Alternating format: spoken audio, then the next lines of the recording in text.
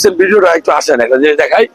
এই গাছটা দেখেন, এই গাছের তলাটা দেখেন, তলা মানে কিভাবে একটা গাছ মানে উল্টে গেছে। এটা গাছের পিছনের অংশটা দেখেন, অর্থাৎ গাছ যখন থাকে মাটিতে শিকড় কিভাবে আঁকড়ে ধরে রাখে দেখেন। হ্যাঁ, সমস্ত শিকড় গুলো দেখা যাচ্ছে। এই গাছটা সিডর 2007-এ উল্টাইছে। আমরা আছি কক্সবাজারের মতো একটা জায়গা, কুয়াকাটা, প্রচন্ড স্রোত। দেখেন গাছটা দেখাই তো।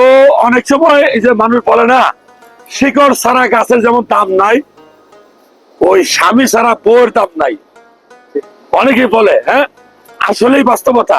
দেখবে যে অনেক মেয়ে আছে স্বামী থাকতে কত বুঝে না, স্বামীর ঘর থেকে চলে বেরিয়ে গেলে পরে কিন্তু খুঁজে আর এর কাজ হয় না। এই ঠিক এরকম এই গাছটা পৃথিবীতে কোনো কিছু স্থায়ী না।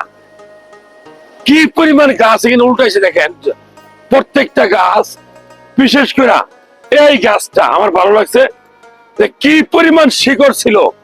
শিকড় দিয়ে এই গাছ খাবার সংগ্রহ করতো এবং এই গাছটা বেঁচে ছিল। তো যারা এই ভিডিওটা দেখলেন, ব্যতিক্রম একটা জিনিস দেখলাম। এই জায়গায় ঘুরতে আসবেন, ম্যানগ্রোভ বন দেখেন, এটা ম্যানগ্রোভ। সাগরের ঢেউ এখানে পানি খায়, প্রচন্ড রকম পানি খায় এখানে ঢেউটা।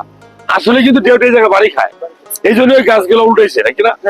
এটা সিডরের সময় এই ঘটনাগুলো ঘটছে। সাথে সিডর হয়েছে, যে বছর